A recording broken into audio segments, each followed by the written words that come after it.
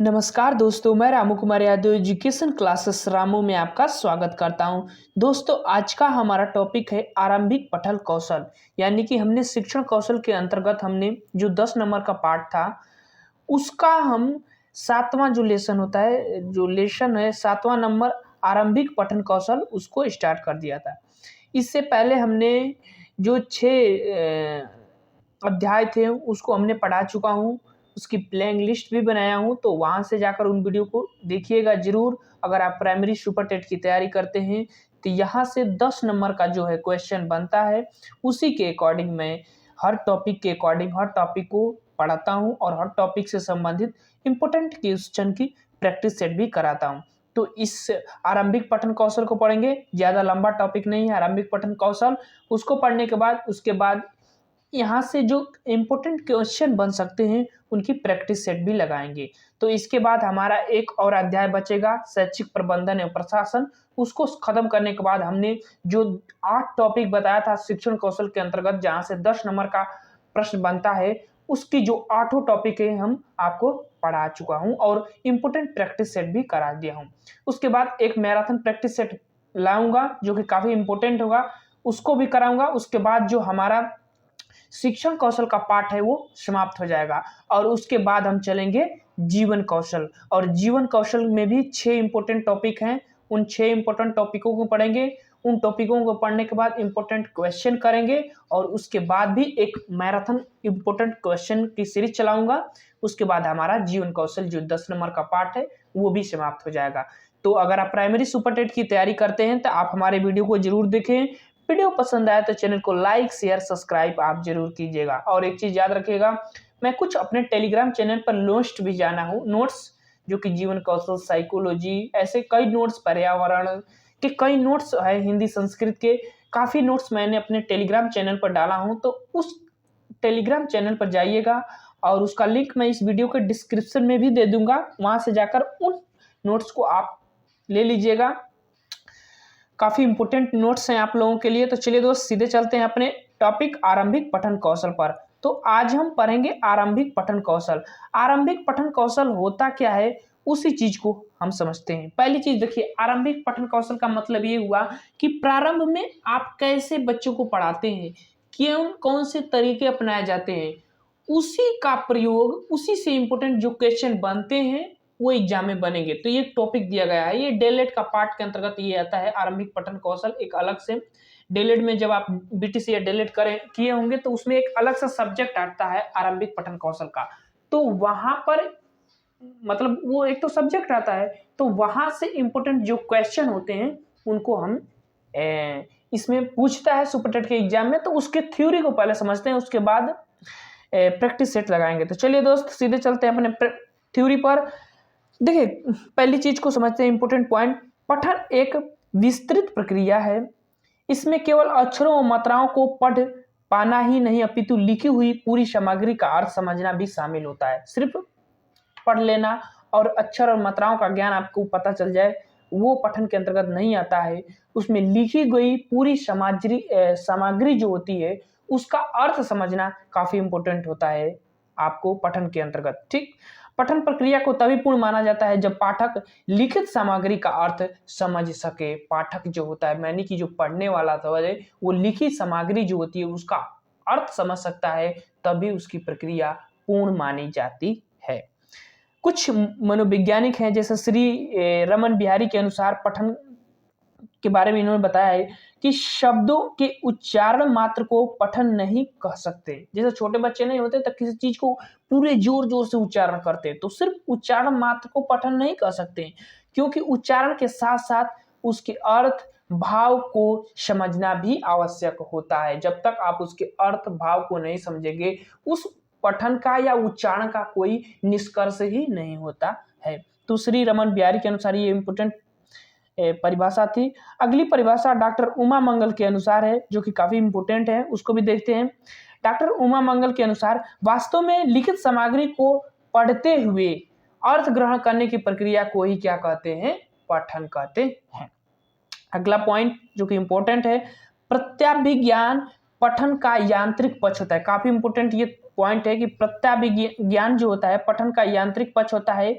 इसमें शब्द के दृश्य जो रचनाएं होती हैं तथा श्रव्य उच्चारण रूपों को समझकर उसके मानसिक बिंब की रचना की जाती है। यानी कि जैसे कि आप कोई शब्द रचना देखते हैं तो उसका उच्चारण कर कर उच्चारण करके उसको समझकर अपने मस्तिष्क में जो प्रतिबिंब बनता है उसी को हम क्या कहते हैं, प्रत्याभिज्ञान पठन कहा जाता है।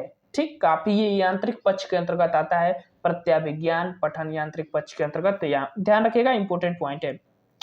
अगला पॉइंट, शब्द के रूप में उसकी ध्वनि और अर्थ तीनों के संयोग से हमारे मस्तिष्क में शब्द का एक प्रतिबिंब बनता है, उसे ही प्रत्याभिज्ञान प्रक्रिया कहा जाता है। अभी मैंने आगे आप लोगों को बनाया कि जब आप किसी शब्द को रूप को देखते हैं, पढ़ते हैं, उच्चारण करते हैं और जब उच्चारण कर कर उसके उच्चारण को समझते हैं, समझ लेते हैं, अर्थ ग्रहण कर लेते हैं, तब उस तरह से आपके मस्तिष्क में एक प्रतिबिंब बनता है और उसी प्रतिबिंब को प्रत्याभिज्ञान कहा जाता है। ठीक, तो ध्यान रखिएगा।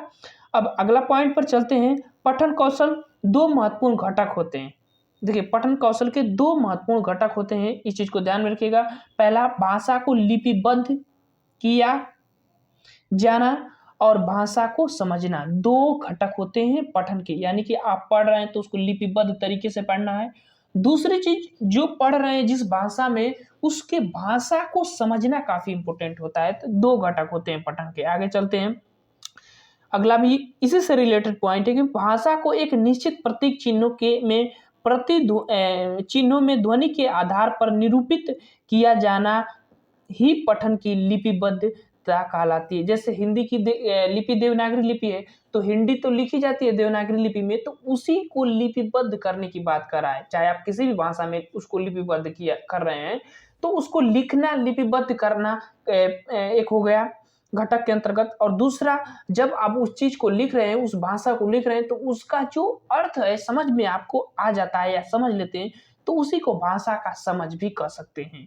उसी तरह अगला पॉइंट वही बात का है कि किसी भी सामग्री को धारा प्रवाह पढ़ते हुए उसके अर्थ को समझ पाना ही भाषा को समझना कहलाता है। तो ये पठन के दो घटक होते हैं, एक भाषा को लिपिबद्ध तरीके से स्थापित करना होता है और दूसरा उसके भाषा को समझना होता है। अब देखिए, भाषा कौशल के चार कौशल काफी इंपॉर्टेंट है, ध्यान में रखिएगा। पहला, श्रवण कौशल, भाषण कौशल, पठन कौशल, लेखन कौशल। ये जो चार कौशल होते हैं भाषा के, जो काफी इंपॉर्टेंट होते हैं, इसको हम शॉर्ट ट्रिक में कहते हैं क्या, शुभोपली।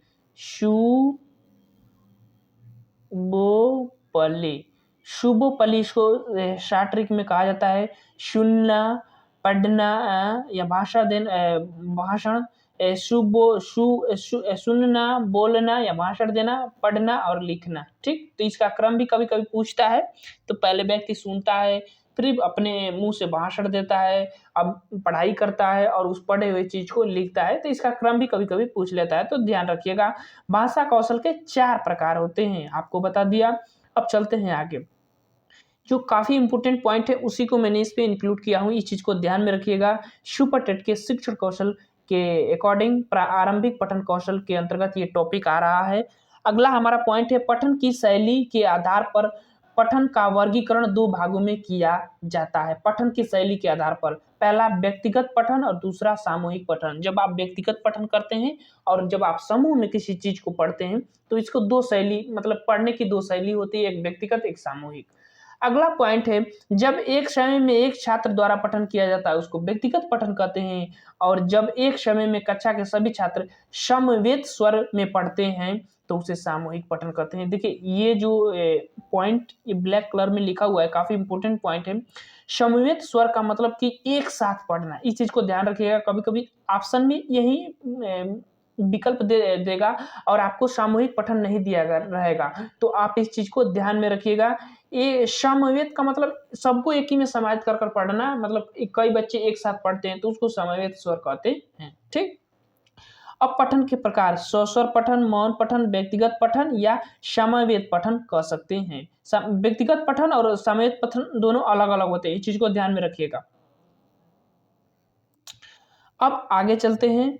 अगला हमारा पॉइंट है, कि दो या दो से अधिक विद्यार्थी मिलकर ऊंचे स्वर में ध्वनि प्रवाह के अनुरूप जब पठन करते हैं तो उसे समावेत पठन कहा जाता है। मतलब कई बच्चे एक साथ पढ़ते हैं और ऊंचे स्वर में पढ़ते हो तो उसे समवेत पठन कहते हैं।